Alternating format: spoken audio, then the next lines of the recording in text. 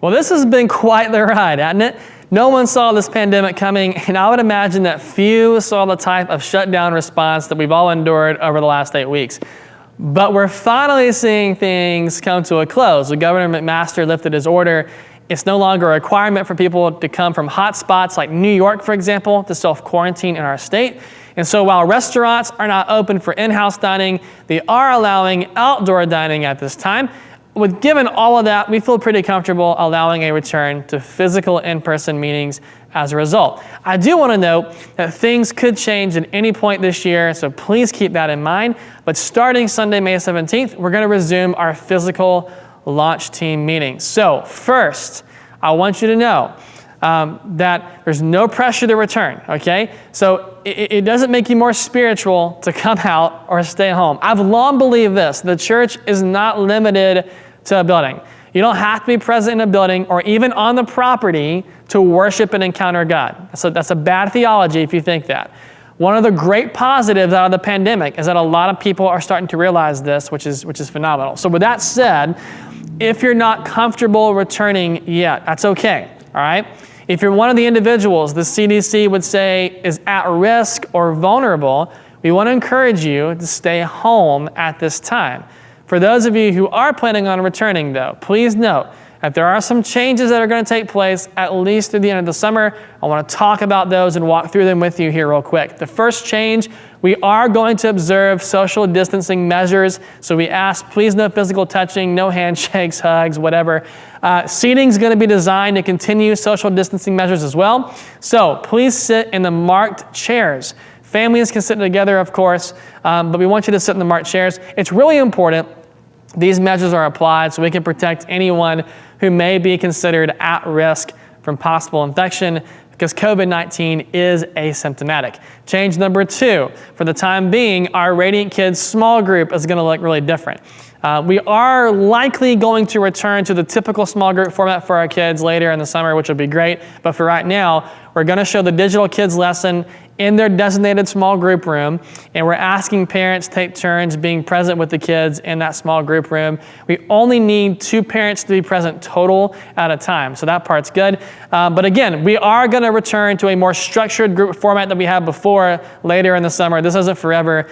We also know that you as parents, you may not want your smaller kids returning right now, and we understand that as well. The good news is we'll continue showing online kids lessons every Sunday at 11 and 11:30, and then each Wednesday at the same times as well, okay? So that's for you guys who are parents. The third change, there'll be no food or drink being served on Sunday mornings at this time until later on in the year. Fourth change, probably the biggest one, we're going to restructure our training and teaching times for dream teams and group leaders so we can limit the number of times we physically come together.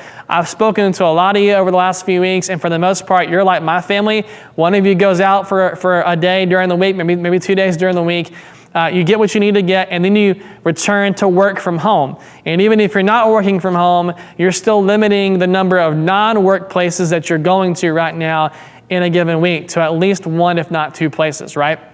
So we're going to continue to meet in that format as a launch team. We're going to meet as a whole team on Sunday, May 17th, and then again on June 7th and July 5th. What we're going to do on the other Sundays is we're going to hold specific dream team and group leader trainings. So we'll get those designated training dates out to you in advance. So for example, we'll hold our first group leader training on Sunday, May 24th. Only those interested in being group leaders are going to be asked to attend this meeting. If you're not interested in being a group leader, you're still welcome to attend. You can be part of the training. I just want you to know that we're going to focus only on group leaders that Sunday morning on May 24th. Every training session is going to have an audio recording, so we'll send out the audio to those who weren't able to make it but wanted to be a part. So if you're interested in being a group leader but you're not comfortable leaving your home at this time, you'll still be able to get the training in audio form, and any materials that we go over, it'll be emailed to you, so you'll be able to follow along through the materials sent through email. Okay, that way we can keep everybody involved. If you're not involved as a group leader or on a dream team that is scheduled to meet and train on that particular Sunday, then we invite you to continue watching our online teachings. Every week, we're going to offer an online message on our website, YouTube channel, and Facebook page. That's not going to change. These are going to be messages that have a pastoral bent to them, like we've seen over the last few weeks. They're not trainings, they're actual messages, okay?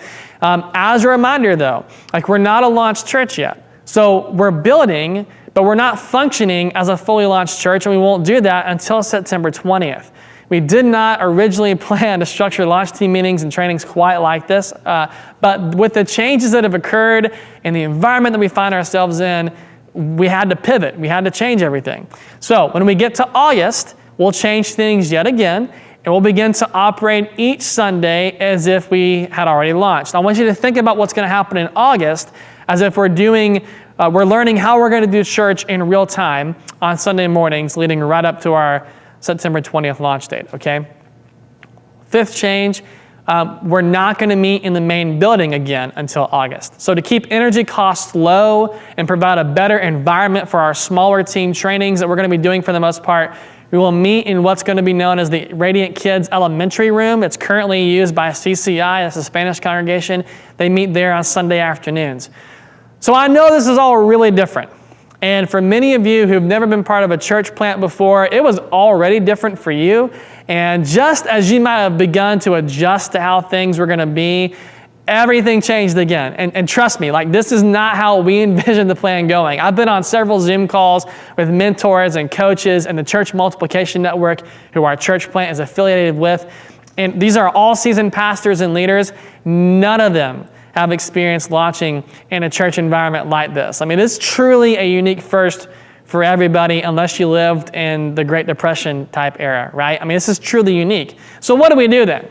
Well, do we wish things were just different? Do we just throw in the towel and tear everything up and say, it's just too hard, let's just stop? No, I mean, I think it's actually really exciting. Think about it for a moment. No one has experienced doing what we're doing in the environment that we're in. We are real trailblazers here. The church planting teams that come after us in future years, they're going to look back on this time and learn how to pivot from plan A to plan B and even C in an environment that's unpredictable like the pandemic or as potent as what could be the economic downturn that we see on the horizon.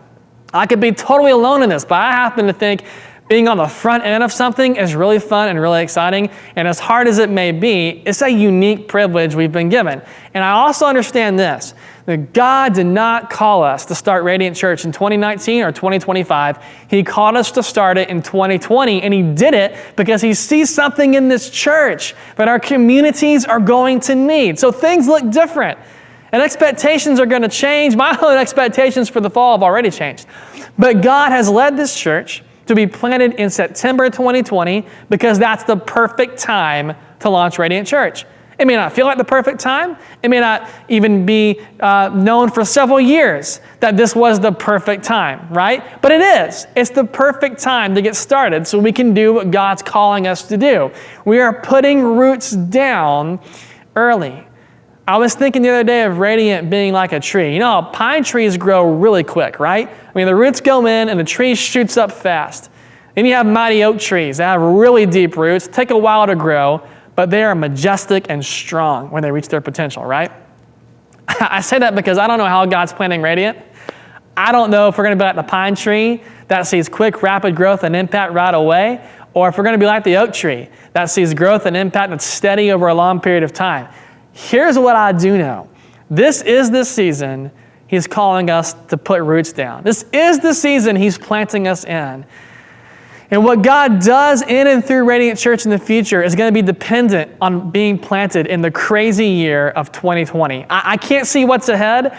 I know whatever lies ahead, whatever plans they may have for us, that God has for us, they're going to require us to be planted in this year. He knew it before we even had a clue what was going to take place, right? So I'm all in, and I'm embracing the rapid pace of change, and I'm embracing things being wildly different than I thought they would be because I'm embracing a divine vision and plan for this church that comes straight from the heart of God.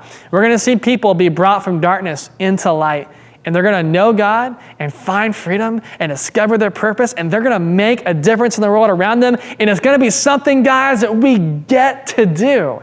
So before I go, just another quick reminder about the importance of staying connected digitally. Make sure you're receiving our email updates. Check your junk mail folder to make sure they're not incorrectly being placed there by the AI. You can sign up to receive updates if you're not receiving them by going to our website or our Facebook page. Please bookmark our website. There are even instructions on our site that show you how to add radiantchurchsc.com to your phone's home screen, almost like it's an app, okay?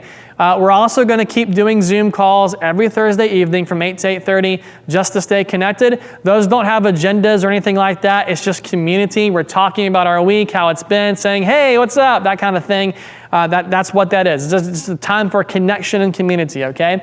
And if you haven't started following us on Facebook or Instagram, you got to do that so you can keep up with everything that's happening and be in the loop. Guys, I'm excited for the future. I'm excited for what's coming down the road. I hope you are as well. And for those of you who can make it, man, I will see you next Sunday. This is going to be a great year. It's a different kind of year, but God saw it. God knew it was coming. He knew what he was doing. I still trust and believe that God knows what he's doing. I'm sure you do too, right? And I'm excited for how this year will play and impact who we become as a church and who God brings to us and how we impact our communities going forward in the future. See you next Sunday, May 17th.